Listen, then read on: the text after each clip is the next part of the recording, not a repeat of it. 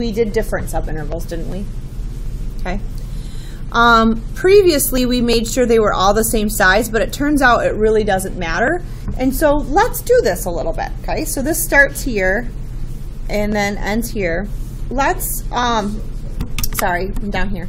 Let's do some subintervals. Like, let's make this one a little smaller, then let's make it a little smaller still. If I did that, then I would have like a rectangle. And then maybe this time I used the other side to make my rectangle. And then let's make a wide one this time, okay? Just make some varying lengths, okay? These rectangles. Maybe I'd make this one a little one, and I'd use this side.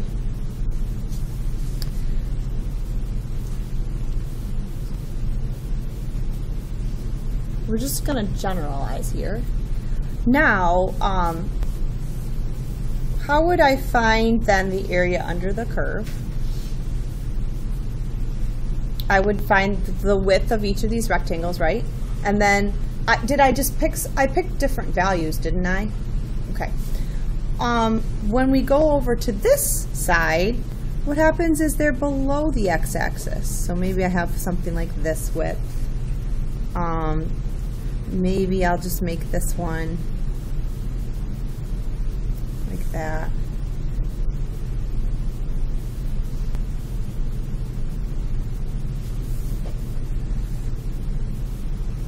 Do a little one.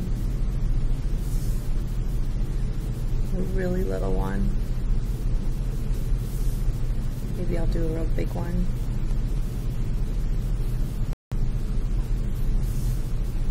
Okay. You're kind of getting the idea if I just generalizing here. Isn't it possible to pick rectangles of varying sizes and we could find then the area between the curve and the x-axis? Okay, so we're going to call, when you see in this formula, I'm just kind of breaking apart a formula you see down here, and I'm laying the groundwork for what we call the integral notation.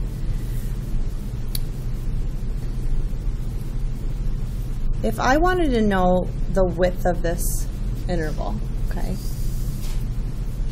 I'll call it the kth subinterval. Would you agree that you would just subtract the previous two x values to find their width? Does that make sense? Okay.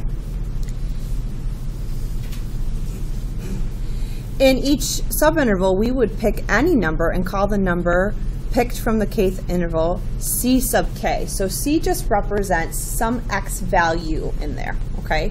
We'd want to pick the best one. Like, for instance, I mean by LRAM, RRAM, that business. If I was doing, pick this rectangle right here. Because couldn't I pick the left endpoint or the right endpoint or the middle? Which one would be best, do you think here? I picked the right, but would the middle be the best? Yeah, because the middle, this is a little too low. The middle would be at least right in the middle and cut some off of each end. So this C is anything in there that matches the best height that would represent the area under the curve. Then what I'm going to do is note that some of these rectangles could lie below the x-axis. This is important. Before we call this area, but now what I'm going to tell you is we're multiplying the length times the height times the width, but the heights now aren't positive anymore, are they? So I'm not going to call it area, because what's going to happen when I multiply the width by the height? Yes. So we call it a negative product. Now, I might say the word negative area, but you just have to kind of know what I mean. Because technically, area is not negative, but when we're trying to estimate the product of the x and the y values there, that's going to have a negative product. And then, would you agree, if I wanted to try to find that, the last thing I would do then is I would add up all the rectangles. Okay.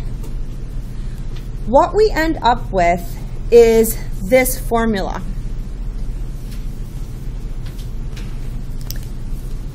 That formula then would be the sum of all of these rectangles.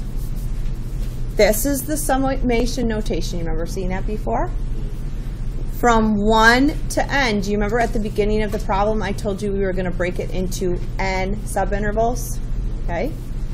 What does f of c sub k stand for? Do you remember? F of c sub k. Good. This is the height of the rectangle.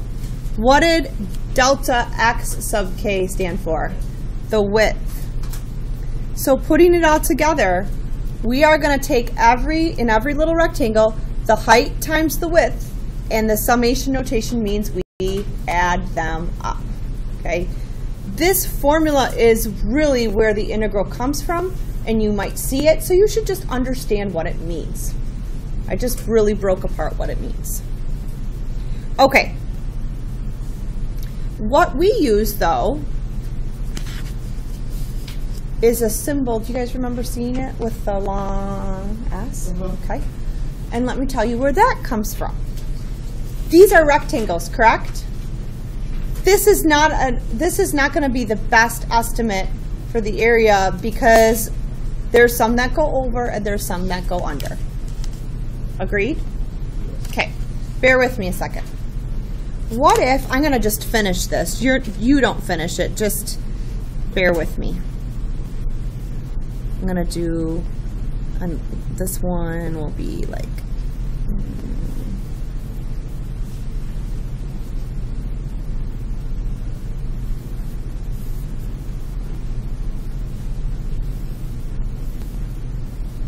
okay.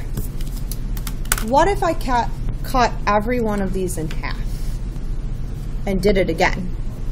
Like I cut that in half, and then I picked again the best height that modeled, and then I cut this one in half, and now I picked the best height again, and then I cut this one in half.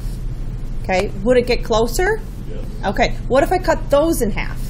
Would it get closer still? Okay, what if now I had n rectangles before, then I had n times 2 rectangles, right, because I cut it in half, and then I had n times 4 rectangles. What if I just kept doing that over and over and over and over? Instead of n rectangles, how many rectangles would it approach? Infinity. Turn the page. Okay.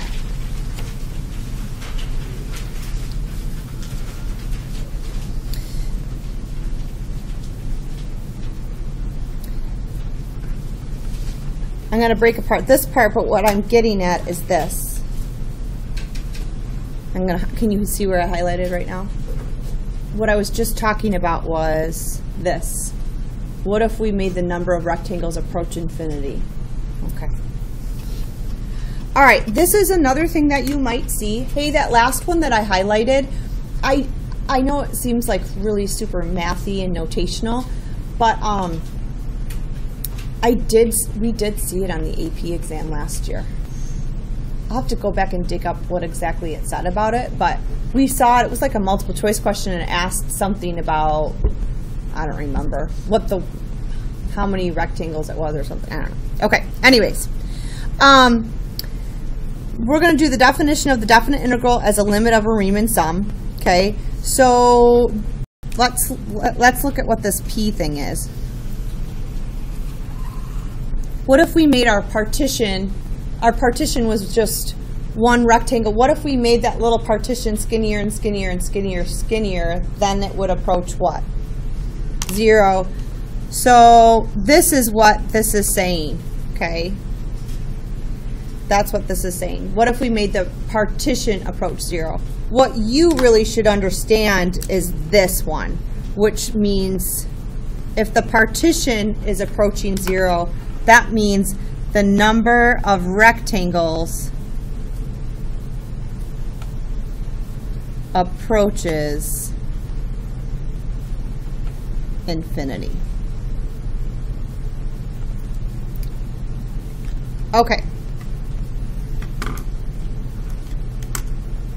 So here's what we say. If we can find, okay, if we can find some number that when we do this, as the partition gets closer and closer to 0, that we can find one fixed number, okay, then we call that an integrable function.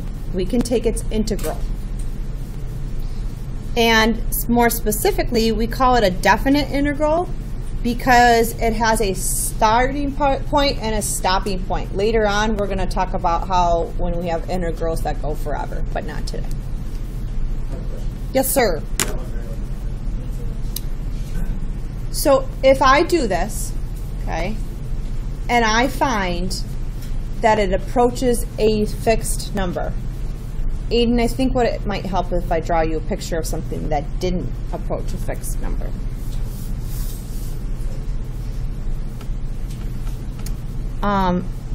Let's do on the interval 1 to 5 the function 1 over x minus 2, okay? What it would look like, here's 2, is it would have something going this way and something going this way. Do you see there's an asymptote?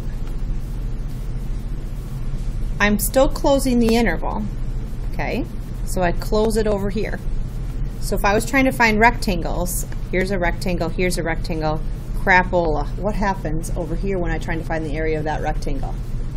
It's gonna get bigger. It's approaching infinity, right? So I'm not gonna get those areas. They're not gonna be unbounded. They're gonna approach like a really large negative product and a really large positive product. So they're not going to be approaching one number.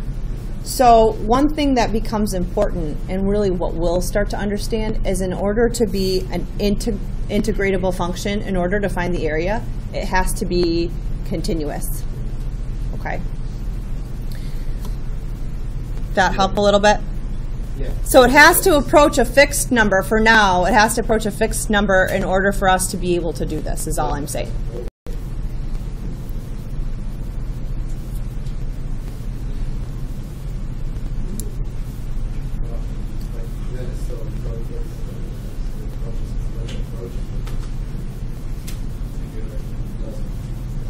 Can we investigate that further? Yeah. Okay. Not now. Yeah. I will address that. If I don't address it today, then okay. So this is what we've learned all of these things before. Here is now the calculus. We have something called an integral sign. It looks like a big giant S. If you want to think S for sum, that might be helpful. S for sum. When we see this formula then, what that essentially means is this f of x is telling me this part. This f of x is the height of each infinite, of all the infinite rectangles, it's the height of each one. The delta x, what do you think that becomes? Dx. Okay. So this is like my height. This is like my width. Okay. Now here's why they have to match.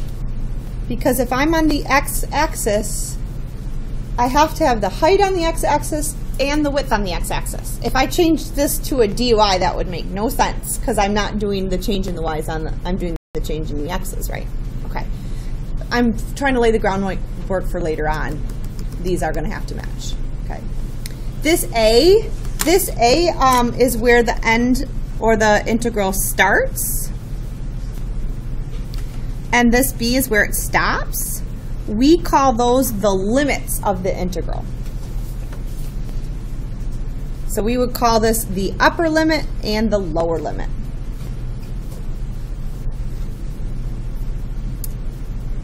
Okay. The way we read that is the integral of f of x from a to b.